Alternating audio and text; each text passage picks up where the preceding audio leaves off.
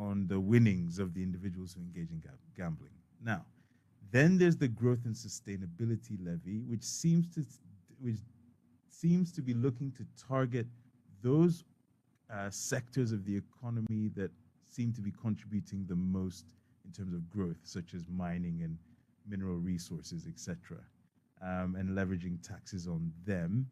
And then the final one is the income taxes, which are targeting the top earners in the society, those earning 600,000 CDs per year, which is around $50,000 at 35% for a certain bracket.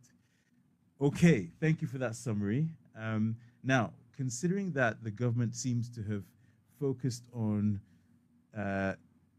those inequality reversing types of areas, Doc, should we be complaining that the government is seeking to raise revenues in this way?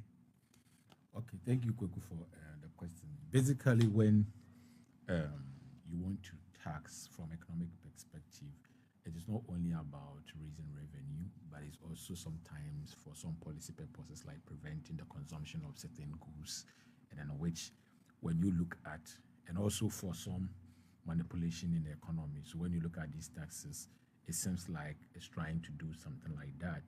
But critically to taxation is to always, whether it's going to serve as revenue generation or it's going to serve as a punitive or maybe redistribution effect and all those things. You need to consider the elasticity of the demand facing that good. Right. Which means that, for example, if you take, let's say, if people are addicted to certain goods, yes, right, and you are taxing them to prevent the consumption of that, it won't work. Right. But if you are taxing it to raise revenue, it will work. Because they will continue to consume that good regardless. Exactly. Right now, government is banking on them not reducing consumption because the whole idea is about revenue. They are banking on the fact that cigarette smokers will keep smoking no matter how much it costs, so they can raise more money. So the dynamics there is that if, let's say, the purpose is to, for example, prevent them from consuming it, and then the elasticity facing them is inelastic, then it means that they will not stop it, and so it's just going to generate income for you, right? But oftentimes, what the dynamics there is that the consumers may find a way, right, to probably shift that burden to somewhere, right, in the system, some other way, so they don't pay those taxes. Exactly, that is one. So either what you are going to do is that you are going to exacerbate their health issue. They are still going to continue because some people they cannot do without it. And then when you look at so that's the first time with the exercise duty and the exercise duty and all. Now let's come to the growth stabilization levy like this, for example. I perceive there as government seeing that some sectors are making more money and that we are not able to do what get more returns from it, which is right. But when you look at the tax structure there very carefully, there is welfare issue there. What is this welfare issue? When our colleague here was enumerating the tax under the GSL, which is the Growth Stabilization Levy, you see that the downstream, right, is within the 5% bracket, and the upstream is within the 1% bracket. Now, who are the downstream? The downstreamers are the world that we associate with them. Now, it is very easy for them to shift the tax burden from there to the consumer, right? Because that good is inelastic in nature. So they will shift it to the consumer. Do you get it? So this is where the welfare issue is coming in. We are suffering, according to Ghanaians, even though I'm part. And now you are taxing these people when you know that the good is such a way that the people, what you want to tax, what is the profit there, will not work because they will shift the burden to the consumer. the banks will increase their charges and their on the margins they So charge. these are on some of the loans. things that when you want to come out with tax policies, you have to consider. These are the economic So thinking. we have to come back to the question of whether the government should have just been applying windfall taxes to these companies based on their outsized profits because of the inflation we were experiencing. Exactly. But when you take, for example, like the upstream, for example, we will say that okay, they're upstream because they are making a lot of money, and then also because we don't consume their product here in Ghana. It ends up The crude, up going there. If we are taxing them that one, they don't have any problem. But I mean, if you are taxing the downstream, where it will have some direct effect or may have issues. So these are some of the dynamics that we need to be looking at, and this is why there's a lot of agitation, right? There's a lot of agitation and all those coming, especially from the GSL part of it. So Toma, I have to put the question to you again. Same question. Ultimately, the government came to us and said, "Look, Ghana only raises 13% of its GDP in revenues. We need to increase it, at least to get to our peers near 18. If we want to be a middle-income country that's well performing, we need to get to 23%. So we're going to do e-levy. E-levy didn't work. Now we're here, and the government says, "Hey, Charlie, we're doing everything we can to increase collection based on the rules as they already are, but it's not enough. 4 billion. What do you have to say?" Now that is the issue. Look, no matter how we try to hide the thing behind, these things being ethical taxes to, try to divert consumption away from things that are harmful or from vices like gambling and this and that, and that they are trying to increase taxes on companies that are making so-called windfall profits and everything. These taxes would not have come about if government had not found itself in the financial bind it is in. The whole thing is about government wants to balance its books, and somebody has to suffer for government to balance its books. That is the whole issue. It's as simple as that. And in this case, you can argue about the fact that our tax revenue to GDP ratio is very low, which is very true. It's one of the lowest in the world. We're at about 16-17% now, even with some recent taxes have been added on, about 16-17%. The average for developing countries is over 20%. The average for African countries is close to 20%. We are very, very low. Okay, so that is the truth.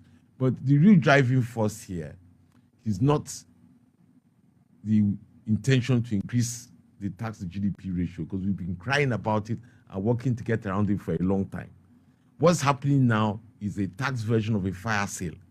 We need the IMF agreement yesterday. And the IMF has given us targets. And somehow we have to meet the targets. Everything else is secondary consideration. Tax to GDP ratio being below average, being below the African average or the developing world average, ethical, trying to divert consumption away from bad habits and stuff like that. They are all secondary considerations.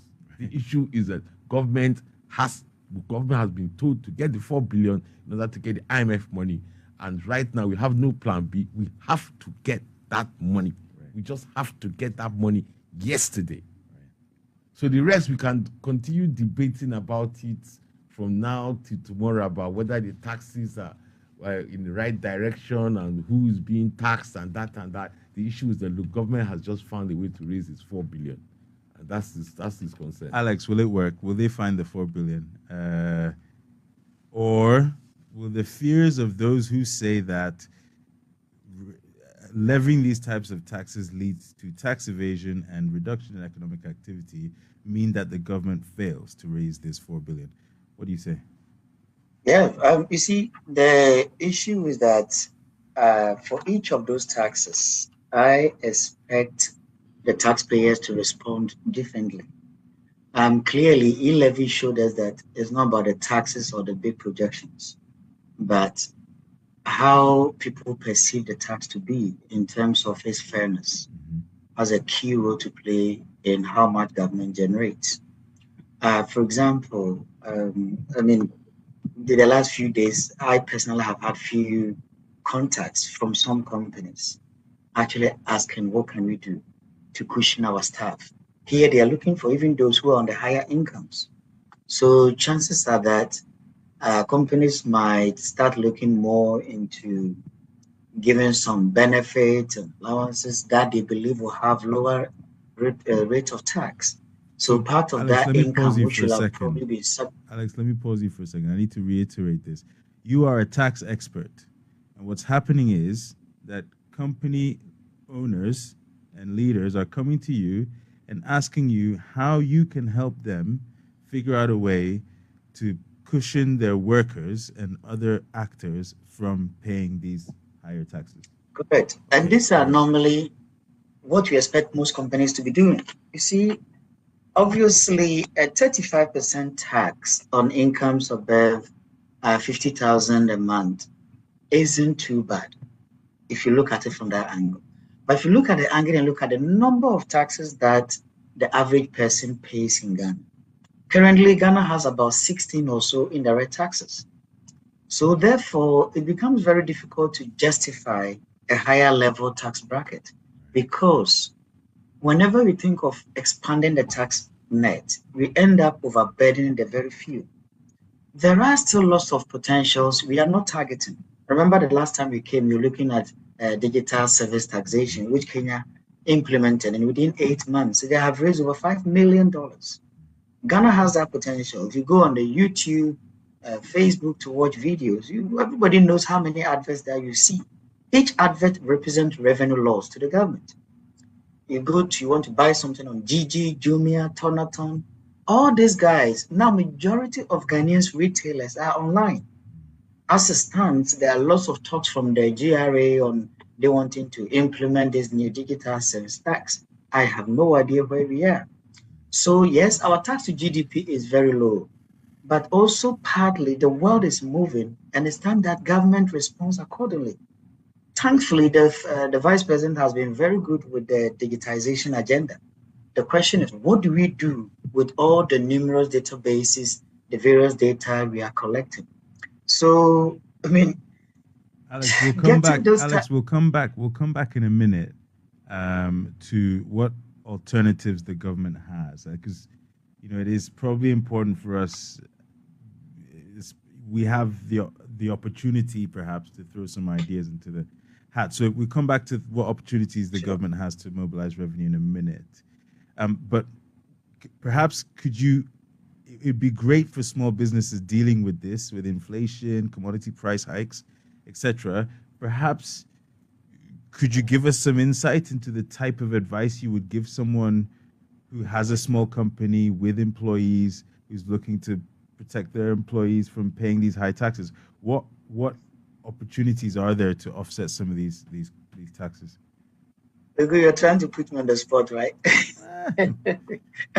We're here to serve the people of Ghana. The issue is that, you see, whenever there are new taxes, every company, whether big or small, will find a way to do tax planning. Mm-hmm. And here the emphasis is about how do we pay the least amount of tax. Mm-hmm. And trust me, that becomes a bigger issue when businesses feel overburdened. Mm-hmm. So, for example, in the context of small businesses, some of the things that we're looking at for how do we make sure that certain provisions in the tax law, which probably you're not taking advantage of, this time you go for it clearly, what benefits, what allowances, because remember, certain benefits in kinds, certain allowances are taxed differently from the actual cash emolument, and there are times when you have to add them together. But there's lots of instances which our tax laws allow some low rates. So, for example, if a company decides to say, okay, I don't have a housing benefits or housing allowance for my staff. If I decide to introduce a new housing allowance, what are the implications? Right. Chances are that the rate you will pay on a typical housing allowance might be lower. Or the business decides to say, okay, we're going to give you part of your salary in the form of a loan. Beneficial loans do tend to attract lower interest rates and lower rate probably than what you'll be paying as a 35% if you're somebody on the higher tax rate. In terms of businesses, the big companies, they will look more as how do we strategize in a way that our operational costs, because it take care of some of the basic operational costs. Because remember, it's a gross profit. So there are some basic elements that will be covered before you arrive at the operational cost, the gross profit. So as a company, how do I take advantage of some of the costs? What kind of planning can go in to limit how much is left as gross profit? So I pay as little tax as possible. And the danger to this is that it can directly impact on the PAYE taxes government can receive from that segment or the corporate taxes. Definitely, we are going to substitute one of this for the other. But Thomas, it's interesting because it sounds like by changing the rules or increasing the taxes, you incentivize people to look at the rules that are existing in place, and perhaps it leads to activity in other areas. Well, what I want to go with first is that, you see, I don't know whether we are really addressing the real problems behind the real reason for the pushback against these taxes. We were talking about SMEs and how it's going to affect them. Come on, let's be honest here. Those three taxes, the average SME is being affected simply by a 2.5% increase in tax, which is from the growth and stability, their share, the 2.5%, because the big companies basically are the ones paying the 5% or the 1% of production. These SMEs, it's having 2.5%. Unless, of course, you're involved in cigarettes or gambling or fizzy drinks. For everybody else, it's just a 2.5% increase. So let's not make a mountain out of a molehill here. The real reason for this thing that's going on, the pushback is, it has started since last year. It is that why should they take any extra burden at all when there is no burden sharing from the people imposing the taxes? That is the real thing. That is the real issue.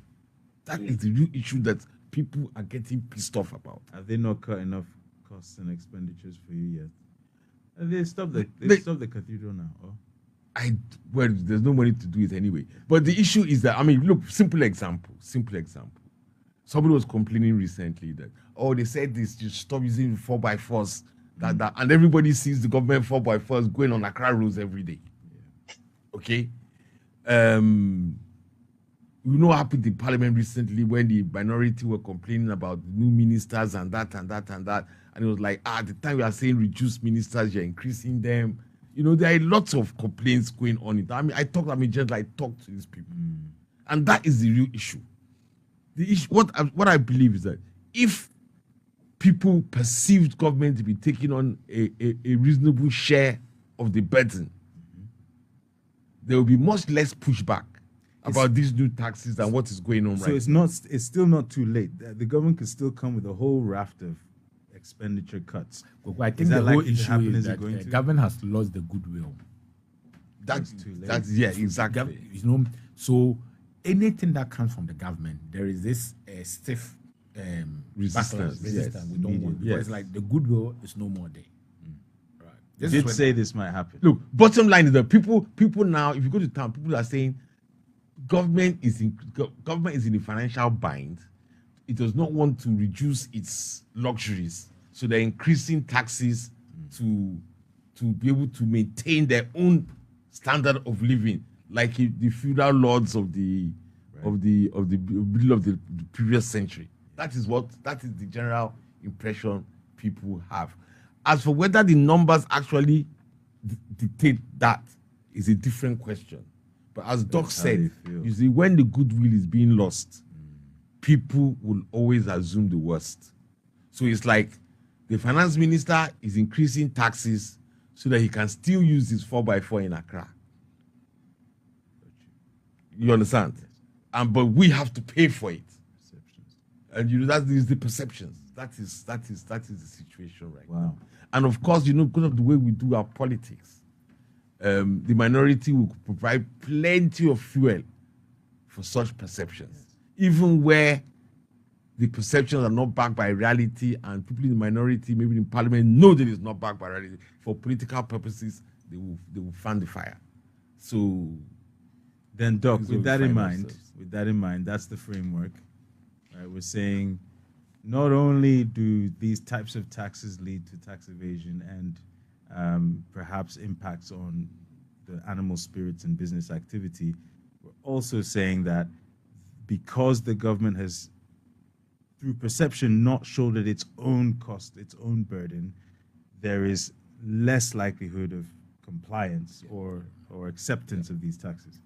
Now, Somebody told me yesterday, a small business person said that I am not going to pay any extra taxes just so that the president can continue bathing in the sky. That is what somebody told me. I mean, it's neither here nor there. It's just, I mean, it's the emotion. It's talking out of the emotion and the sentiment. And I think government needs to work on that. Yeah. Regain the goodwill of people before they can get. Because right now, people like there are a lot of people that can afford the tax conveniently with what they're making, but they're just join a line and say we won't do it, kind of thing. And you know, the fact is that we do need the money. We need the 4 billion because we need this IMF program. As I said yesterday, that is just the basic reality. If we don't get the IMF trouble, we are all in deep trouble. All right, and we did it. So the issue for government now is how to get people to just understand. And again, there are people that the taxes will really hurt them. But I think the average small business, for example, as I said, it's just a 2%, 2.5% increase. The pushback is because the goodwill has It's gone. still substantial. now, I Alex, don't know if Koku, I can maybe make one quick thing here. You see, yes, we shouldn't forget that that 2% these companies will be paying, the cost of doing business in Ghana is one of the highest within the African sub-region. We are looking at now, interbanks borrowing are almost 40%. So how much is it going to go on businesses? That's the first thing we need to look at. So for example, if a business wants to expand and they want to borrow, already they need about 40% or more on interest payment. Electricity has gone up by over 30% in the last 6 months. Water has gone up to probably about 70%. And all this, remember, the companies have to declare profit and pay corporate tax. So there are so many other taxes that we need to, that make that 2% extremely significant. But Alex, remember, even, okay, continue. And the big part also has to do with the financial institutions. Remember, the banks are paying the financial sector cleanup levy of 5%. These banks are having their capital locked up with the government. If you remember, 33% of the government debt is owned to the banks. So already they are going through some serious distress situation. In addition, the banks are part of category A, who have to pay that 5%. So before they could even declare profit, they have 10% from 5% growth and sustainability levy, 5% financial sector cleanup levy. In addition to having their capital locked and even borrowing between themselves is now a big challenge. So these taxes are a serious issue for businesses. And I really understand why businesses are not happy. We are going through a recession, and it's not the time to be introducing these taxes. Possibly, you could look into increasing their corporate taxes at the end of the year if you had consulted. Banks or other institutions might probably not be so angry. Remember, these taxes have to be divided into 4, some of them, and then you'll be paying upfront. So it has a direct impact on the company's cash flows. They are really significant issues, to be honest. And I think government, of course, it's too late now, but I really don't know how government's going to get a 4 billion. Freeing fiscal space, there are 2 things we could do. You raise revenue or you cut expenditure. And I think the expenditure from the budget, if I'll be honest, was more of a business as usual. So, Doc, coming to you now, Alex has framed this as an example, ultimately, of how, in the desperation to get this $3 billion from the IMF, we're actually importing policies that may be detrimental to us as a result of keeping ourselves open and rushing to try and get ourselves back open to the capital markets. We've talked about this before, about the dangers of what you import when the IMF says, here are the rules you must follow. The impacts of these taxes potentially cause us to remain stuck in this cycle of requiring outside support. How do we balance this now? Are we not doing Why damage? do you think? Why do you think that? Why do you think that a Western run system with the IMF at the apex is particularly concerned about your industries being competitive against the industries of the countries where the thing is coming from? Look, don't forget, the IMF is a balance of payments institution. It's not a development institution. Right. All right? It's a balance of payments institution. So if your growth is low, but you're able to pay your trade bills and service your debt or restructure, at least the part of it has not been restructured, as far as the IMF is concerned, it has fulfilled its task. All right? And in the case of government, sorry to say, government is simply looking at it from an angle of it's either us or you. And since we are the ones in the position to make the decision, it's better it will be you that will suffer rather than us. It's as simple as that. Government is, look, it's either government balances books or the citizenry, that is households and industries, balance their books. And government is the one in the authority to decide which of the two balances his books. The government decided that we want to balance our books. I heard someone, Asaase already has been doing these small tidbits of economic advisory from someone in University of Ghana. He said the other day, a young man must discipline his finances, or his finances will discipline him. We seem to be not in control of our destiny. Doc, are we not importing policies that make us stuck in this cycle? In fact, what is happening now, right? I don't think it's a good thing for the country, honestly. Honestly. All effort is yearning towards accessing 3 billion. Let's be honest. So for the past years, the amount of money that the central bank has printed, if you use the exchange rate, it's more than 3 billion. Sorry, we shouldn't say printed. The amount of money that the government has created through the asset purchase program. Economically printed is right, because creating money is printing. Yes, it's the same synonymous. Okay. But Doc, that's why I keep saying that this crisis that Ghana is in is not a fiscal, it's a forex crisis. When you say what the exchange rate is, the dollars we need, not the money. Right. It's the forex. It's actually we the need forex. it in forex. So see, this is where the In issue the chase is. for forex, that's Right. Forex. So it is the forex that we need. Now, this forex that we need, that's what we're going to the IMF. Right. We're going to the IMF to get this forex one, and also to get credibility to be able to go back to the international market to go for forex. Yes. for more forex. For more. Yes. This is the whole all issue. about, Yes. all about That's- our connection to the global. So that is why I made a point that the 3 billion is something that we can get it here. But you see, because it's a forex issue, and then we want to go back to the international market, gain that credibility and all those things, all that we are trying to do is just jeopardizing the domestic economy. Now let's look at it in terms of even the debt restructuring. We know that when you take Ghana, for example, people are not financially included. It is recently that efforts are being made for them to be financially included in terms of trying to understand somehow these bonds and other things work. And we have always been trying to tell them that, oh, you know what, and government securities happens to be the safest and other things. What we are doing now is we are now more or less like taking the trust of the people from disenfranchising them, investing in the country. Now, what is happening is that when we get the credibility to go to the international market, it means that we'll be losing the credibility to get finance internally. When we lose that credibility getting finance internally, then it means that we are going to be perpetually dependent on the foreign market. That is not good for us, so that they can continue to manipulate, do this, and their actions will not help with the industrialization agenda that we are trying to achieve in Ghana.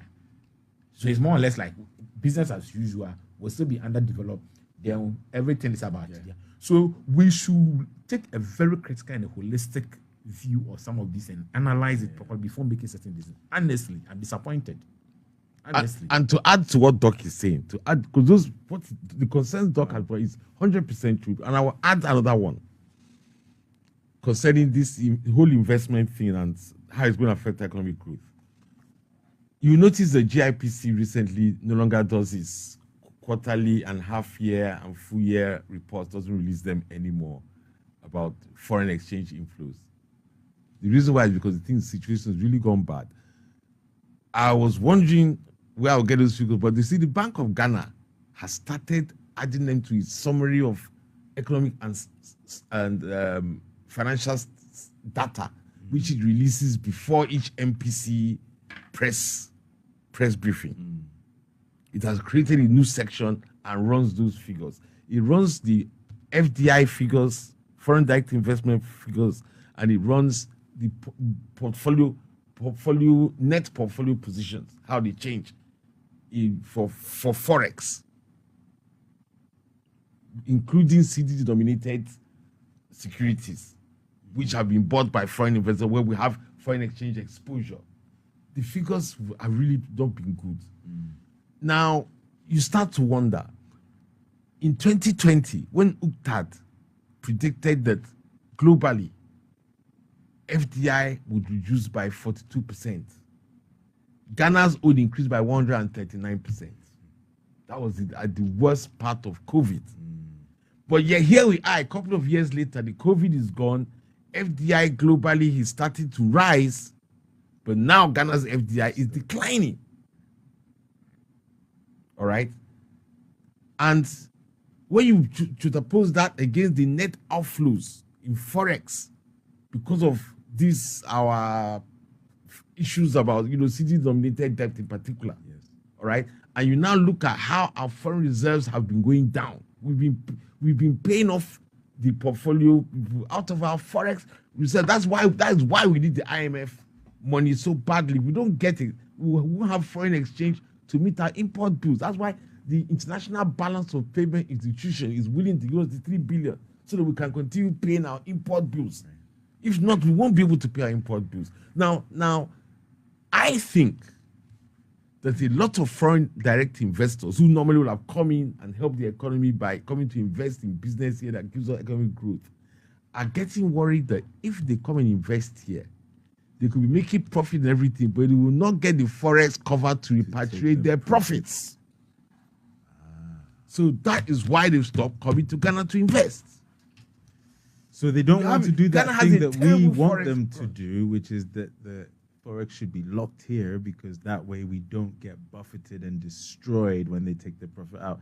It's a battle of wits and wills, and actually of two different interests. Look, there's a whole conversation here, and I'm just going to say it. Whether the entire policy of looking for foreign direct investment, being dependent on aid and grants and handouts, and basically there is no free lunch. So things where we give away our freedoms in return for a small petty cash. Charlie, 3 billion is petty cash. I lost that on a trading desk in London, please. Now, we have little time left. I would love it if we could look at some alternatives, some areas in which perhaps the government may have been able to raise some other ways in which the government can look to be raising revenues. Because the challenge remains, especially as Alex has told us, we're not going to get perhaps that 4 billion. But Alex, perhaps you could give us some guidance. What other areas could the government be looking at to raise some revenues? Yes, Kweku, I'm sure there are other opportunities for government to look at, and I believe you stand a very good chance of generating decent revenue. But before then, one area I'm so concerned about is this lottery tax on the betting guys. Of course, I'm not one of the investors, but I'm kind of a bit concerned about this bet, because if you cannot make a claim when you lose, then why should government tax you when you win? Betting, that's why most jurisdictions don't tax lotteries. But anyway, I'm sure that's for another day. Some of the areas I believe, number one on the radar, and I'm sure on everybody's minds, will be property tax. There's been so much talk about property taxation, the unified common platform. I think now something is being done. I've seen some preps work going on, and I hope we hasten this.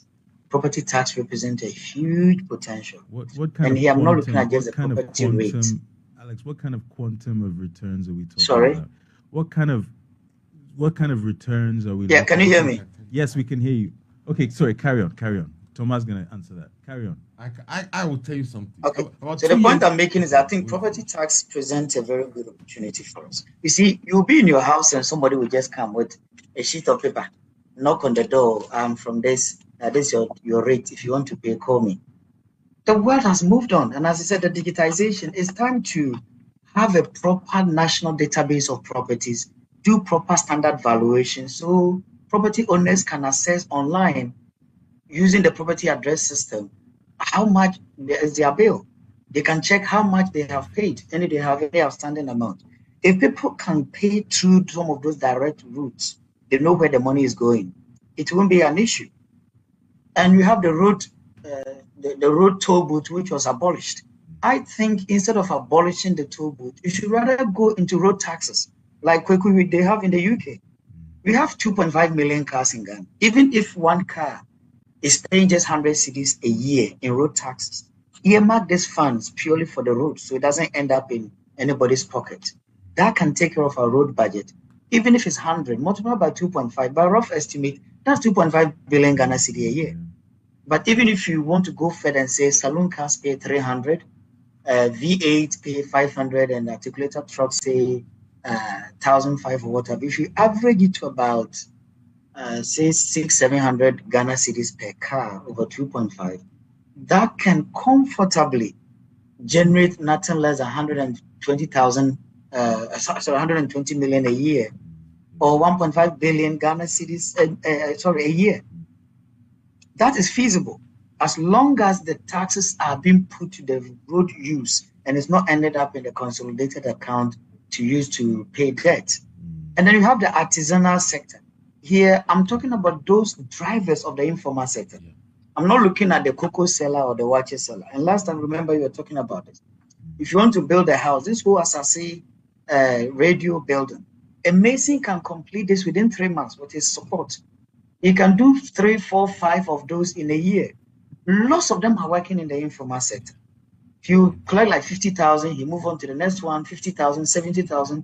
In a year, one mason could comfortably pocket probably 200,000, 300,000 Ghana cedi. As it stands, we don't have a clear way of taxing this artisanal sector. When they finish, the plumber will come, the tiler will come, the POP will come, the electrician will come. Look at even the sector alone, how much we are losing. And we still have the tax exemptions bill, which has been passed. We are saying we are losing about 4 to 5% of our GDP. In nominal terms, that is more than $3 billion a year. Not to say every money from the exemptions will come to us, but if you reform and do proper cost-benefit analysis, how much can we save? The exemptions bill was passed in July last year. As it stands, it's not been operationalized. It's a massive opportunity. And it's time to look for the digital service tax. So the likes of Gigi, Jumia, Tonaton, on all those selling on those online platforms. Alex, I want to add, Alex, please, I want to add to what you are saying, because that's where I was actually coming to. Now, you see, these are some of the issues I have with government. As Alex has just pointed out, the tax exemption bill has been passed. What has changed? Nothing. Now, when it comes to property taxes, he brought on the issue of property taxes. Now, let me just give you some figures for you guys to think about, because I actually have some figures. I did some research a couple of years ago. In 2016 or 2017, I can't remember which of the 2 years, France, property taxes accounted for 29% of its domestic tax revenues. Malawi in Africa here, 6%. Ghana, 0.9%. Wow. Damn. Yeah, it's right. Game over. What is the value of Ghana's housing market? They've told us about the integrated property tax platform, blah, blah, blah, blah, blah. Look, I know the country I live in.